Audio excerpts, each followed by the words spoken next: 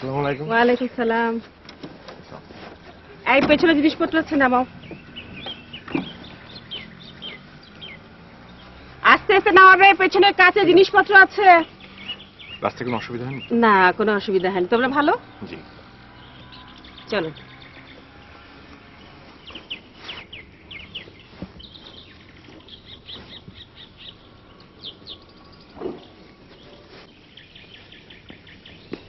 ও শাহরিয়ার, তুমি আমাকে কিছু ইনফরমেশন দাও তো। জি বলুন। এখান থেকে বাজার কত দূর? কাছে। রোজ ফ্রেশ বাজার পাওয়া যায় তো?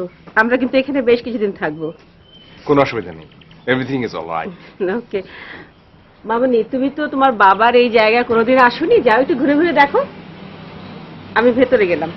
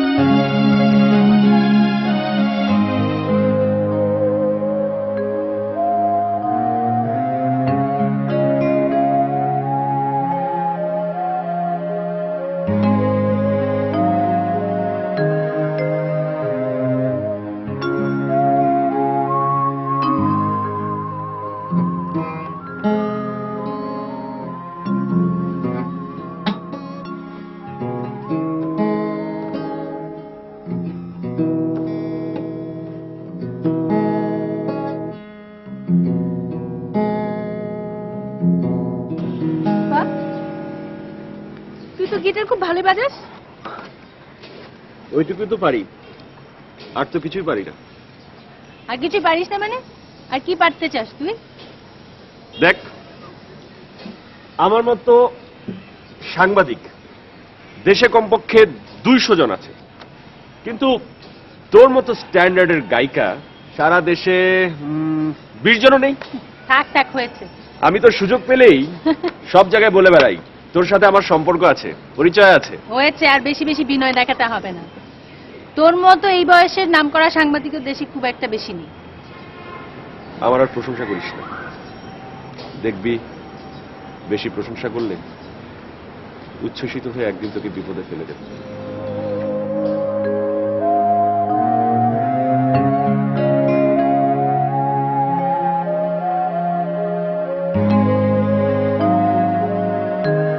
বাবার নিঃশব্দ বাংলোতে এসে অপর্ণার জীবনে সহসার কোনো বদল ঘটে না। ফুপুর তদারকিতে চলে যেতে থাকে দিনগুলো।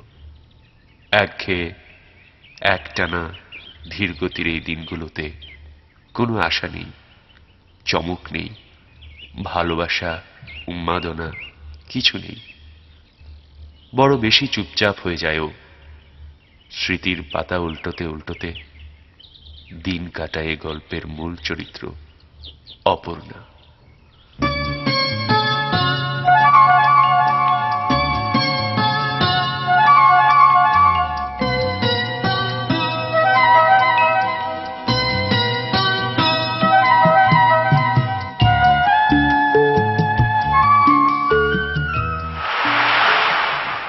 ফুপি, ফুপি, ফুপি, ফুপি তুমি কোথায়? ফুপি, ফুপি।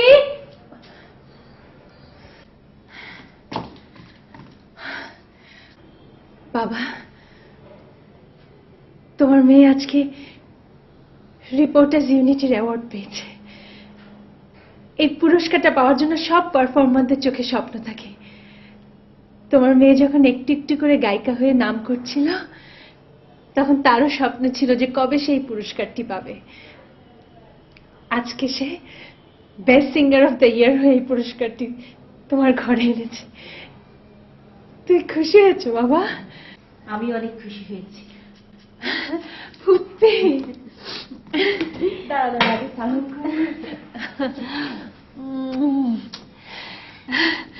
একটু আগে যখন টিভি নিউজে খবরটা দেখছিলাম, তখন খুশিতে আমার চোখ ভিজে আসছিল।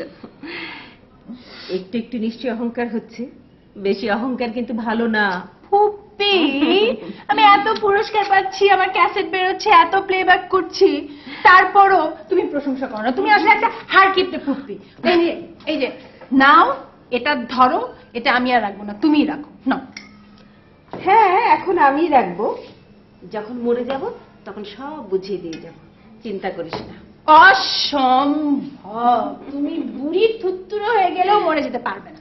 আচ্ছা আচ্ছা, তুমি তুমি তুমি ভেবে দেখো, আমার আমার বাবা নেই, মা নেই, তুমি যদি না থাকো তাহলে আমার কি করে চলবে? চলবে? খুব চলবে। এক সময় বিদেশ থেকে একজন রাজপুত্র এসে যাবে, সে রাজপুত্র তো তোর বাবা মাই ঠিক করে গেছে, সব ব্যবস্থা পাকা। হ্যাঁ তাই তো, নিজে থেকে চয়েস করার আর চান্সই দেয়নি আমাকে। নিশ্চয়ই আমেরিকা থেকে ফোন এসেছে, এই সময় ফোনে বলেছিল যা অ্যাওয়ার্ডের খবরটা দে।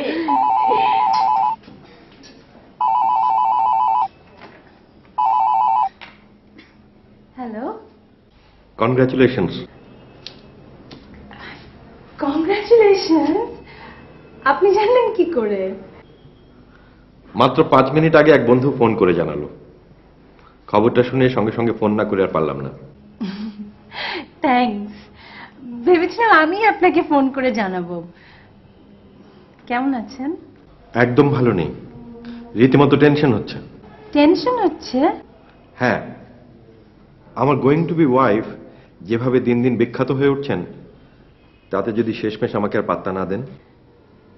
এই জন্যে তার হচ্ছে কই, বাবা মা সন্ধি করে যেভাবে সব পাকাপাকি করে গেছেন, তাতে ইচ্ছা থাকলে উপায় নেই।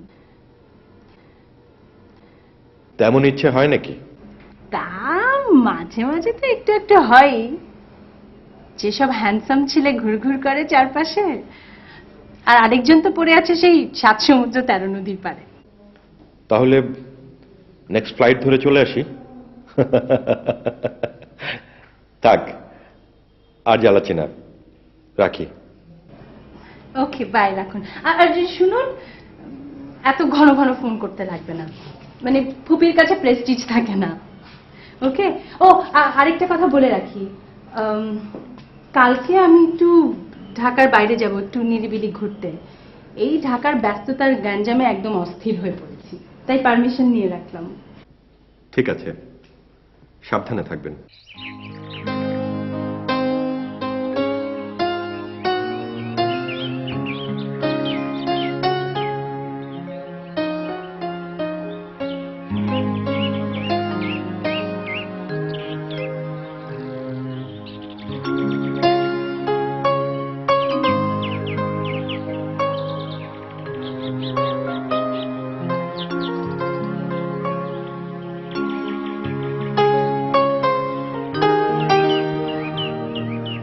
বাবা বলতো, মা চান্স পেলেই আলাদা হয়ে যাবি,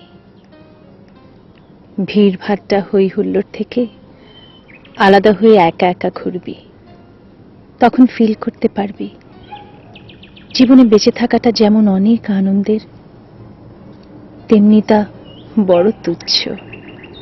মানুষের অহংকার, পরিচিতি, টাকা পয়সা, সুনাম, সম্মান সবই বড় অর্থহীন। মানুষ মূলত একা। মানুষ মূলত একা। তাড়াহুড়ো করে পৃথিবীর থেকে চলে গিয়ে তোমরা কি এটাই প্রমাণ করতে চাইলে?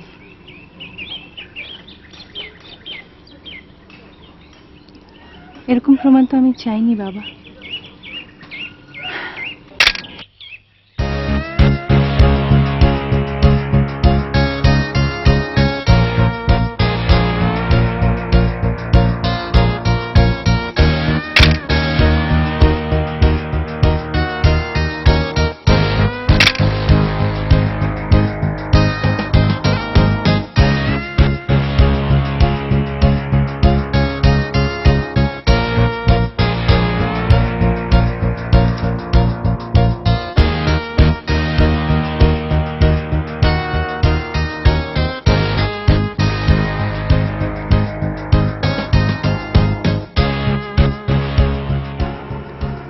হ্যালো।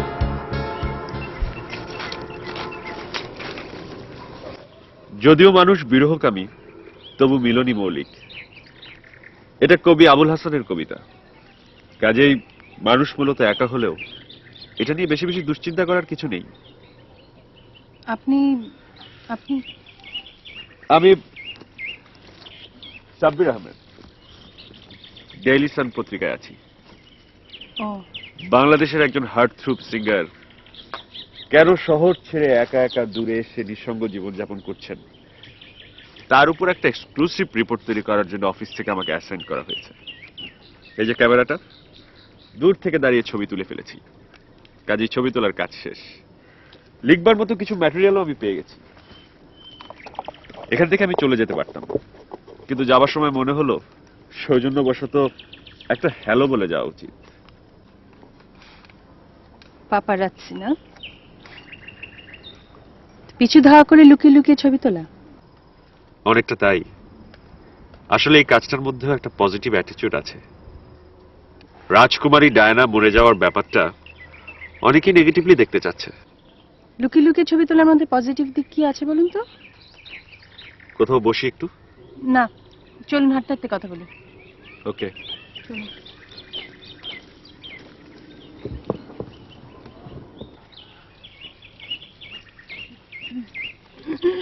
এবার বলুন, আপনার এক্সপ্লেনেশন শুনি। প্রথমত, কাজটা আমাদের প্রফেশনালি করতে হয়। এটা আমাদের চাকরির অংশ। স্টার হয়েছেন বলে তো কারো রুটি রুজি নষ্ট করতে পারেন না, না? আর দ্বিতীয়ত, তারকাদের ব্যক্তিগত জীবন বলে কিছু নেই। যতটুকু তারা আড়ালে রাখতে পারে ততটুকুই তাদের ব্যক্তিগত, বাকিটা না। এখন প্রশ্ন করতে পারেন এটা কেন? এর উত্তর হচ্ছে হাজারো ভক্ত শ্রোতা আপনাদের ভালোবাসে, টাকা খরচ করে ক্যাসেট কেনে, সিডি কেনে। আর যাদের কারণে আপনারা আজ এত বিখ্যাত, তাদের নিশ্চয়ই জানার অধিকার থাকবে আপনাদের জীবন সম্পর্কে, তাদের কৌতূহল থাকবে। আর আমাদের চাকরিটা হচ্ছে তাদের এই কৌতূহল মেটানো। এটা হচ্ছে আপনাদের মতো সাংবাদিকদের গায়ের জোরের কথা, বুঝতে পেরেছেন?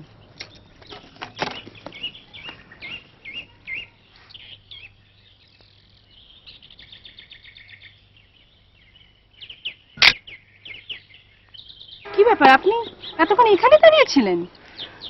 আপনার জন্য অপেক্ষা করছিলাম। আশেপাশে কোথাও একটু হেঁটে আসলেই তো পারতেন। কখন আপনি চলে আসেন তাই স্ট্যান্ড বাই ছিলাম। ছি ছি ছি ছি, সরি, আসলে আমারই বলা উচিত ছিল আপনাকে আমার সাথে যাবার জন্য। একটু একা একা থাকবো বলেই এখানে এসেছিলাম। একটা থাকতে পেরেছেন?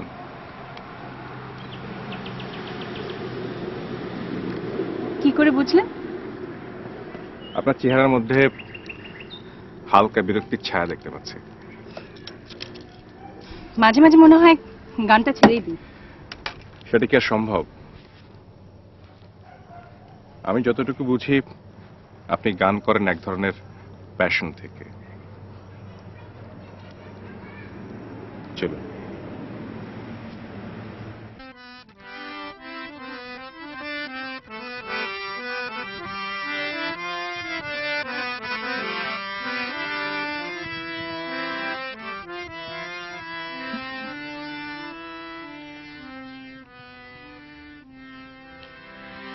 চাইলে তুমি দেখতে আমি আঁখি জলে সিক্ত তোমারই মতো এবার যাবার বেলায় পিছু ফিরে যে দেখনি তো। চাইলে তুমি দেখতে আমি আঁখি জলে সিক্ত তোমারই মতো এবার যাবার বেলায় পিছু ফিরে যে দেখনি তো।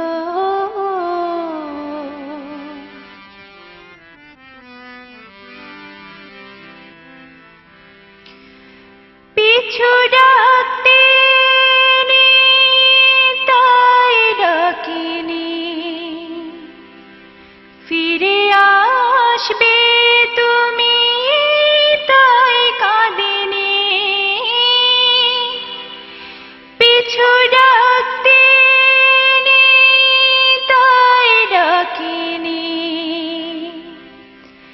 ফিরে আসবে তুমি, তাই কাঁদিনি। দুঃখ ব্যথা অন্তর জ্বলে পুড়ে হয়েছে ক্ষত বিক্ষত। এবার যাবার বেলায় পিছু ফিরে যে দেখনি তো। চাইলে তুমি দেখতে আমি আঁখি জলে সিক্ত তোমারই মতো। এবার যাবার বেলায় পিছু ফিরে যে দেখনি।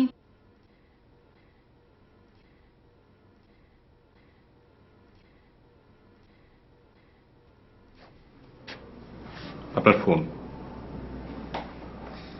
কে কে?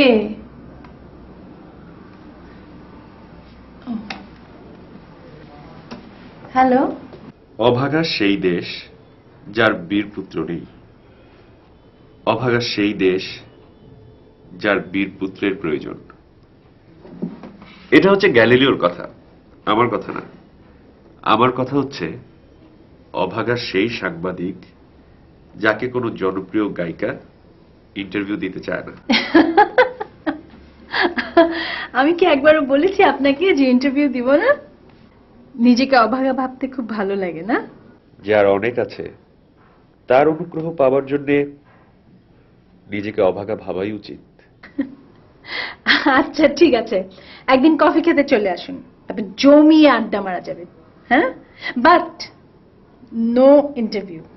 ওকে, প্রমিস? প্রমিস। গল্প করার চান্স দিলেই হবে, তার থেকেই লেখার ম্যাটেরিয়াল পেয়ে যাব। না না না, একদম না। আসলে কি জানেন, পত্রিকায় আননেসেসারি কভারেজ পেতে পেতে I am really sick and tired. এখনো জীবনে কত কাজ বাকি বলেন? একটা ক্যাসেট হিট করলেই হয়ে গেল সব। আর ক্যাসেটের মার্কেটে কোনো শিল্পী স্থায়ী না, এটা তো জানেন। বুঝলাম, মিডিয়ায় প্রচারের ব্যাপারে আপনার অ্যালার্জি আছে, কিন্তু আমি যে অসহায়। আমার চাকরিটাই হচ্ছে লেখালেখি। আপনি যদি ইন্টারভিউ না দেন, চাকরি হারিয়ে আমাকে বেকার হয়ে যেতে হবে। আচ্ছা, আপনি তো ভারী নাছোড়বান্দা মানুষ। আচ্ছা, কালকে সকালে আমার একটা রেকর্ডিং আছে, আপনি একটা কাজ করুন, আপনি লাঞ্চের আগে মিউজিক গার্ডেনে চলে আসুন, তারপর কোথাও বসে লাঞ্চ করা যাবে। ওকে? দাঁড়ান দাঁড়ান, গুড বাই বলে ফোন রেখে দেবেন না। তার আগে অন্তত আমাকে একটা চিমটি কাটার সময় দিন, না হলে বুঝবো স্বপ্নের ভেতর আমি আপনার সম্মতি পেয়েছি। একটু দাঁড়ান। ওকে ওকে, বাই।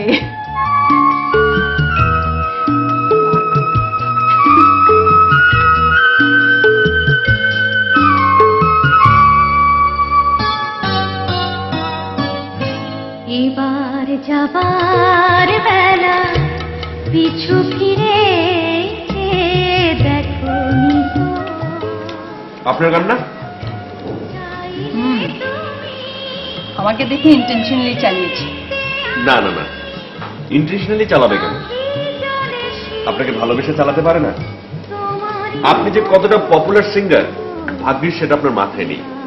নইলে কি নইলে আমার কপালে দুঃখ ছিল। এমন লাঞ্চ খাওয়ার সুযোগটা হতো আমার জন্য স্বপ্নের ব্যাপার। চাইলে তুমি দেখতে আমি আঁখি জলে সিক্ত। লাঞ্চের বিলটা দেওয়ার ব্যাপারে এতটা রিজিড হয়ে পড়েছিলেন কেন? বিলটা যদি আমি দিতাম তাহলে সমস্যাটা কোথায় হতো বুঝতে পারছি না। তাছাড়া ওটা তো আমার টাকা নয়, অফিস বিয়ার করতো। অনেক মাইন্ড করেছেন মনে হয়। মাইন্ড করিনি, অবাক হয়েছে। তাহলে আপনার অবাক হওয়ার ব্যাপারটা ভেঙে দিই।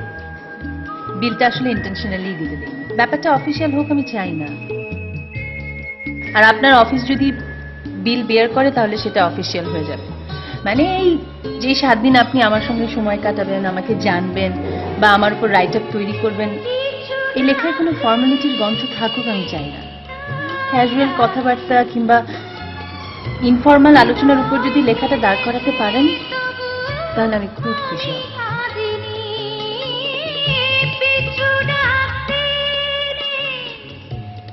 আপনার শিডিউলটা কি বুঝে নেবেন?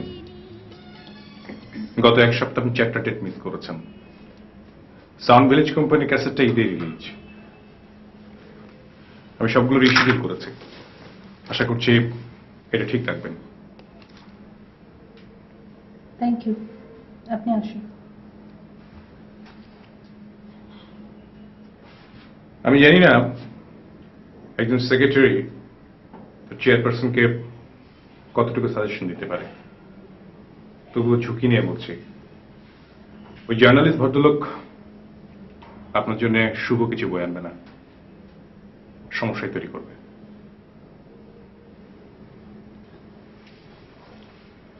আপনার সেটা কেন মনে হলো বলুন? আপনি আরো সাংবাদিকদের চেনেন? না, আমি সাংবাদিক চিনি না, কিন্তু মানুষের চোখ চিনি। ওই সাব্বির সাহেবের চোখের মধ্যে কেমন যেন একটা দখলদারিত্বের ভঙ্গিমা আছে। আপনি যদি এটা অ্যালাউ করেন তাহলে সমস্যা নেই, না করলে আছে। সরি, কোনো গুরুত্বপূর্ণ আলাপ ছিল নিশ্চয়ই? না না না না না, একেবারেই না। বসুন বসুন বসুন, একটু বসুন বসুন।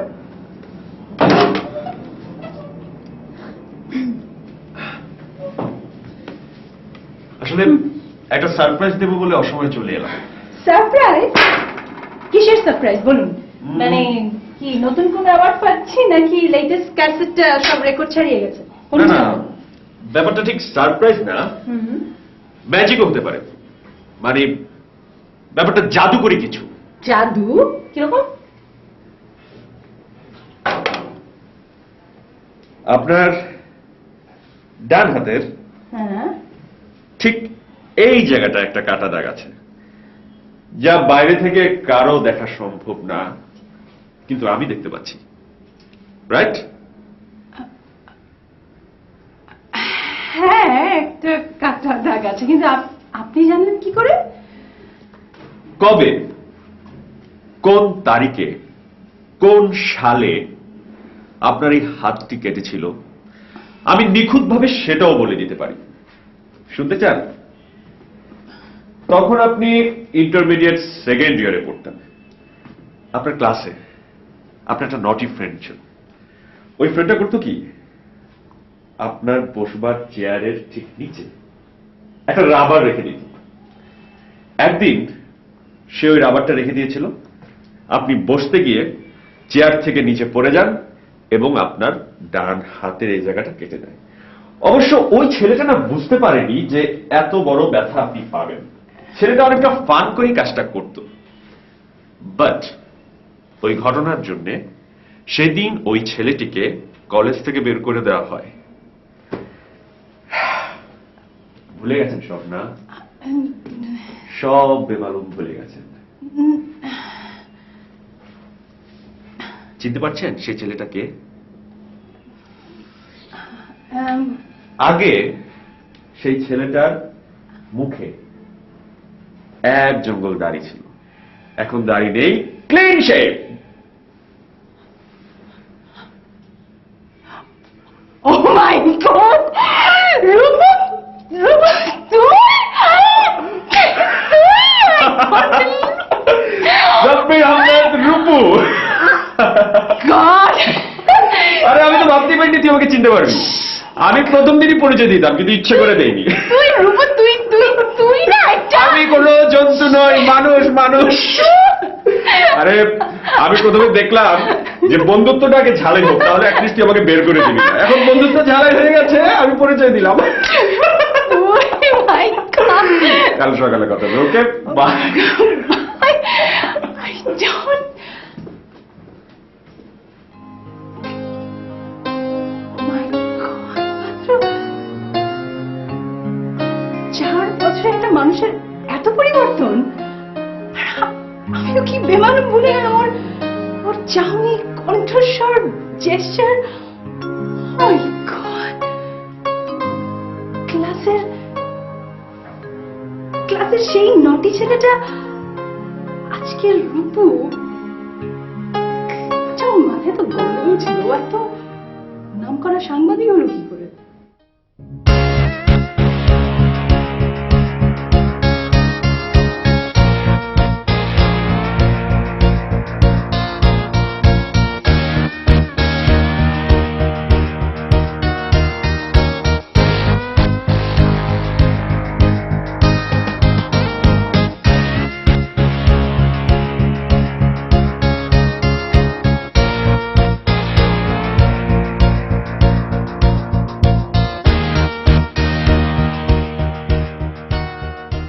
তারপর বড় বেশি দ্রুত চলতে থাকে সবকিছু। সাব্বির বড় দ্রুত অপর্ণার কাছে আসতে চায়। ভেতরে ভেতরে সাব্বির ক্রমশ এতটা দুর্বল হয়ে পড়ে, অপর্ণা প্রথমে তা ঠিক আন্দাজ করে উঠতে পারে না। যখন পারে তখন কিছুটা দেরি হয়ে গেছে। সেদিন সন্ধ্যায় বারবার অনুরোধে অপর্ণা যায় সাব্বিরের বাড়িতে। তোর মতো বন্ধু থাকলে শত্রু থাকার কোনো দরকার নেই, বুঝলি?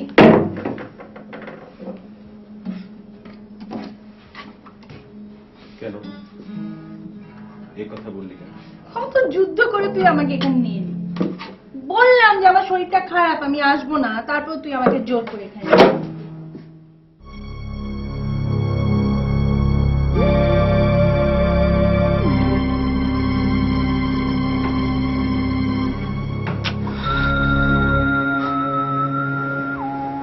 মিথ্যে বলছিস কেন? তুই কি সত্যি আমার ঘরে আসতে পেরেছিস? ঠান্ডা হয়ে বস, ঠান্ডা হয়ে বস। জানিস আজকে তোকে আমার এই ঘরে কেন ডেকে এনেছি? আমি সারা জীবনের জন্য তোকে এই ঘরে আনতে চাই।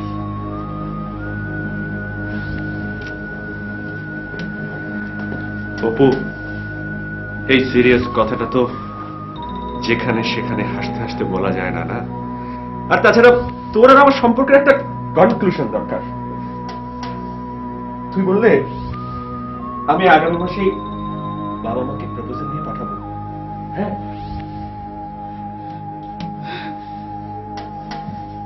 You must be joking. No, I am not joking. I mean it. I mean it. Just shut up. Keep your mouth shut, okay?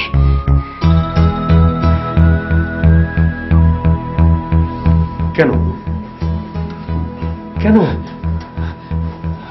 তুই কেন এই কথা বললি? এই অপু, আমি তো তোকে ভালোবাসি। হ্যাঁ, আমি তোকে ভালোবাসি। আর এতদিনে আমার এইও ধারণা হয়ে গেছে তুইও আমাকে যথেষ্ট ভালোবাসিস। আরে আমি তো তোর অযোগ্য নই, আমি তোর অযোগ্য নই অপু, আমি তোকে ভালোবাসি। তোর মধ্যে আমি আবার কলেজের সেই ছেলেটাকে দেখতে পাচ্ছি। আমার সেক্রেটারি বলেছিল আমাকে সাবধান হতে, আমি ওর কথা শুনিনি। তুই তোর চোখের ছায়ায় কেমন যেন সিজোফ্রেনিয়া হঠাৎ হঠাৎ ভেসে উঠে যাবে। আমার হাত ছাড় না, আমাকে একটু দেখা দিচ্ছিস। মানুষটার সাথে আমার পরিচয় নেই, আমি তোকে চিনি না। তুই এখন এসব কথা বললে তো কোনো কাজ হবে না।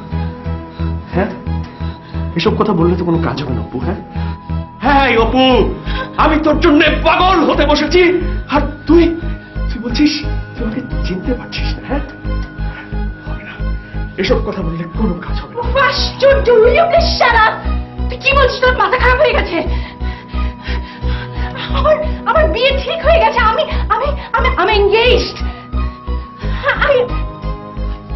I like you, but I don't love you. Get up! এটা কখনো কখনোই সম্ভব না। আমাদের সম্পর্কটাকে কখনো আমি এভাবে দেখিনি। সাব্বির প্লিজ। কেন দেখিসনি তাহলে এতদিন আমার সাথে 8-10টা ডার্টি মেয়ের মতো নোংরামি করেছিস? হ্যাঁ,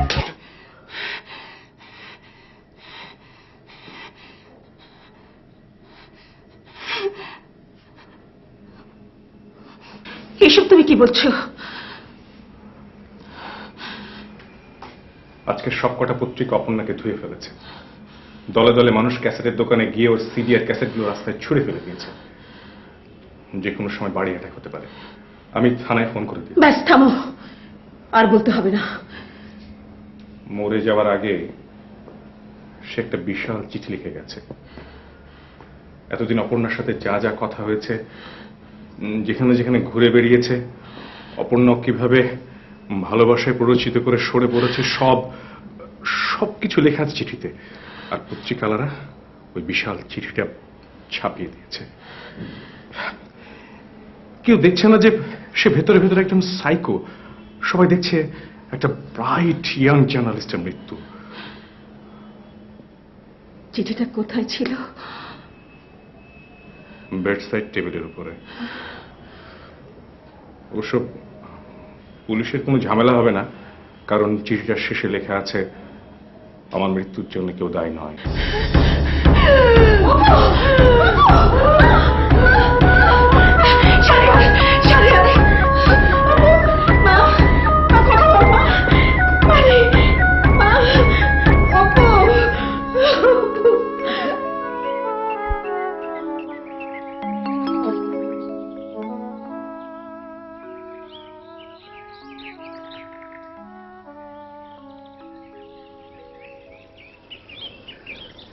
তোর অনেক বড় ক্ষতি করে দিলাম রে অপু। সবকিছু কেমন এলোমেলো হয়ে গেল, তাই না? এই বয়সেই তোর মাইল্ড অ্যাটাক হলো। আমার কোনো ক্ষমা নেই। ক্ষমা চেয়ে কেবল পৃথিবীর ছোট ছোট কিছু ক্ষতিপূরণ করা যায়, বড় কিছু নয়। অপু, তোর যদি কখনো নতুন কোনো জীবন আসে, সম্ভব হলে বলিস, যা সাব্বির, তোকে ক্ষমা করে দিলাম।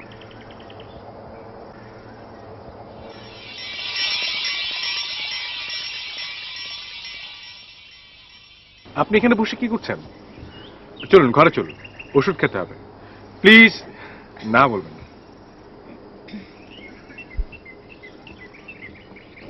ফুপি বলল আপনি নাকি দেশের বাইরে চলে যাচ্ছেন।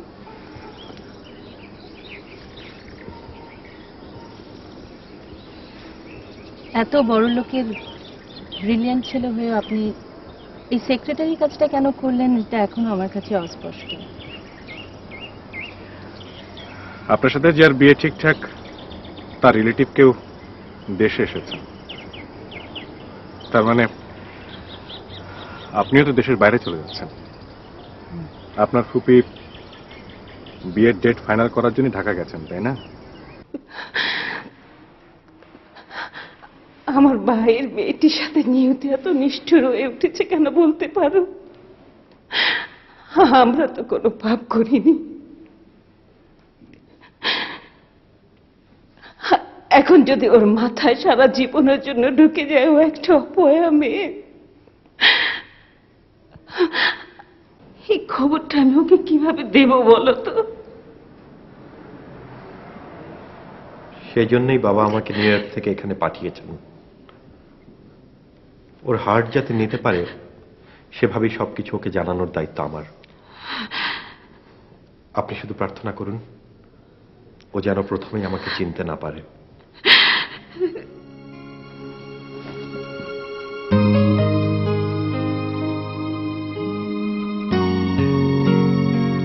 চাইলে তুমি দেখতে আমি আঁখি জলে সিক্ত তোমারই মতো। এবার যাবার বেলা পিছু ফিরেছে দেখনি তো।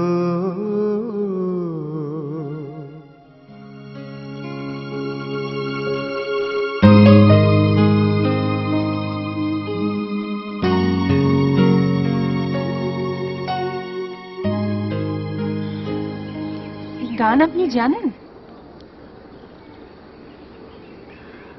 একদিন শুনেছিলাম আপনি হারমোনিয়ামে গানটা তুলছিলেন। শোনার পর থেকেই মগজে বসে যায়। আর সেদিনই আপনি প্রথম আমার সঙ্গে দুর্ব্যবহার করেন।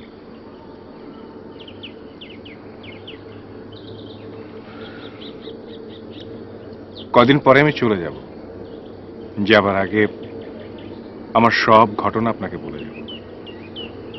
অবশ্য আমার জীবনের গল্পটা সরল অঙ্কের মতন একটা ঘটনা।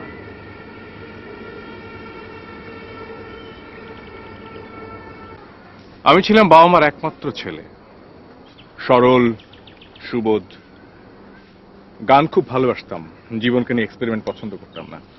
এই নির্ঝঞ্ঝাট ছেলেটা বিয়ে করলো, বউটাও খুব ভালো, কিন্তু ওর ছোট বোনটা একটা বকে যাওয়া মেয়ে। নির্জনে বড় বোনকে চ্যালেঞ্জ করলো আমাকে উচ্ছন্নে ভাসিয়ে দেবে। মানে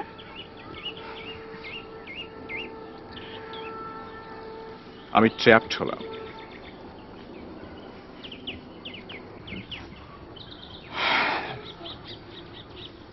এক সকালে দেখলাম সবাই আমাকে ছেড়ে চলে গেছে। ওই ভয়াবহ ডিপ্রেশনের সময় আমার একমাত্র সঙ্গী ছিল আপনার গান।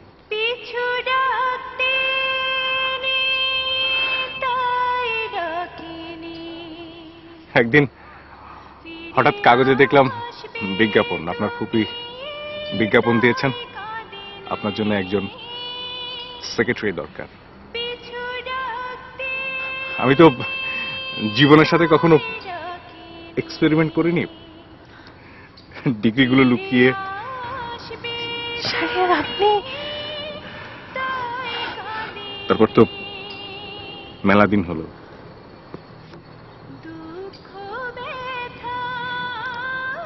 প্রায় 1 বছর। মা অসুস্থ, আমাকে যেতে হবে।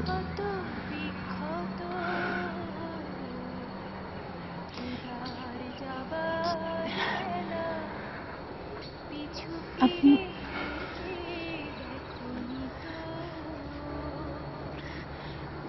জানি না, আপনি ভালো থাকবেন।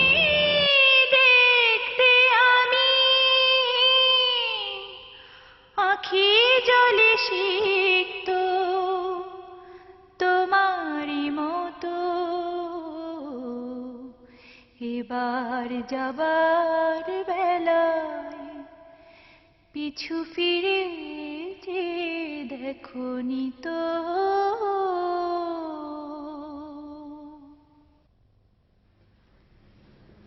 তোর সঙ্গে যার এনগেজমেন্ট হয়েছিল ছেলেটি দেশে এসেছে, তাই তার সঙ্গে মুখোমুখি হওয়ার আগে আমি তোকে একটা কথা বলতে চাই। ভেঙে পড়ার নাম জীবন না। এতদিন যখন ভেঙে পড়িসনি, কোনো কিছুতে ভেঙে পড়বি না, কথা দে।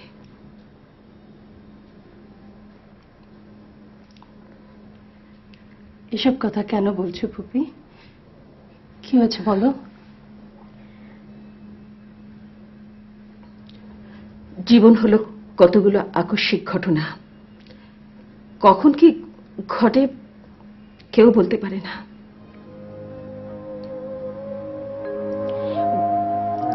ছেলেটি তখন থেকে ওই ঘরে তোর জন্য অপেক্ষা করছে।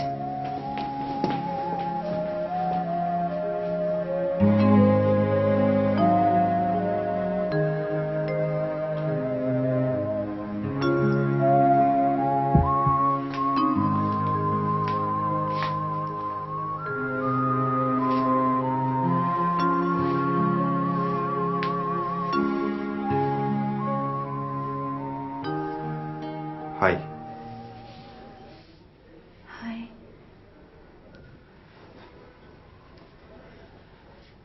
কেমন আছেন?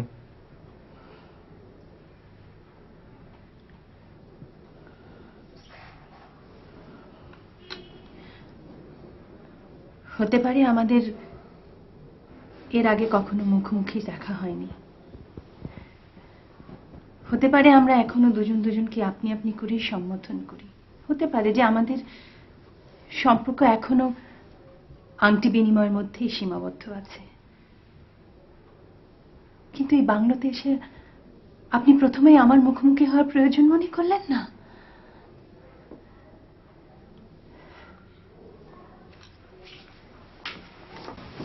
অপর্ণা, প্লিজ, আসলে আমি আপনাকে ফেস করতে পারছিলাম না। কেমন জানি একটা জড়তা কাজ করছিল, খানিকটা ভয়ও হচ্ছিল। ভয়? কিসের ভয়?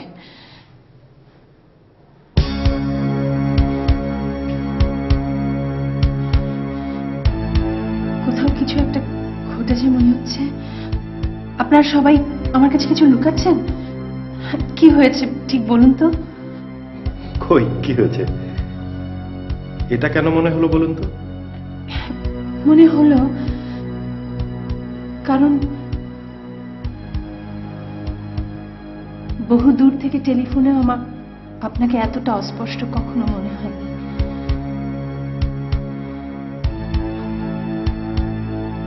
আপনি কে?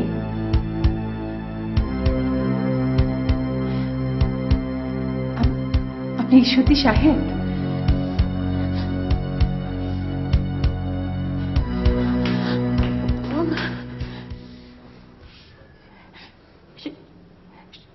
শাহেদের কি হয়েছে?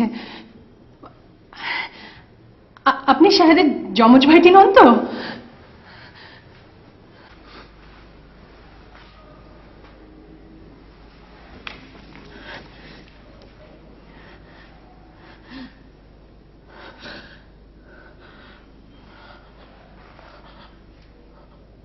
হ্যাঁ অপর্ণা, আপনার ছোট্ট একটা হার্ট অ্যাটাক হয়েছিল। আমার বাবা মা দুজন আমাকে পাঠিয়েছেন আপনাকে ধীরে সুস্থে সবকিছু বুঝিয়ে বলার জন্য। আমার ভাই, যার সঙ্গে আপনার বিয়ের কথা ছিল, সে কিছুদিন আগে একটা রোড অ্যাক্সিডেন্টে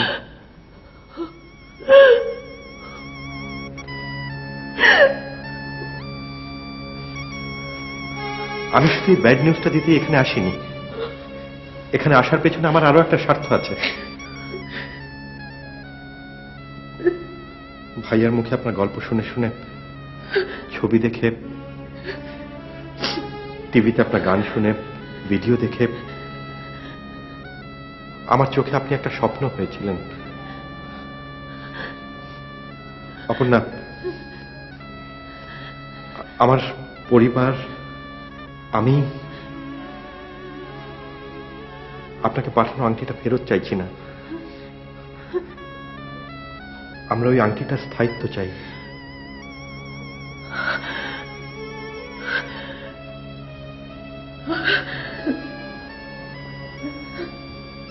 আপনি যদি রিফিউজ করেন তাহলে আমি এখনই ঢাকা ফিরে যাব। তারপর কাল কিংবা পরশুর ফ্লাইটে ফিরব। আর আপনি যদি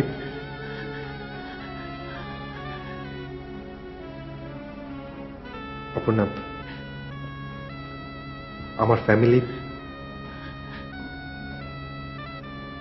আপনাকে একজন ফ্যামিলি মেম্বার হিসাবে চাইছে। না, এই কথাটা বলে আমাকে আর বিব্রত করবেন না please.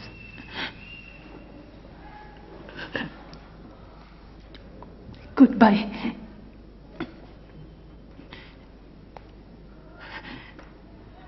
Never say good bye.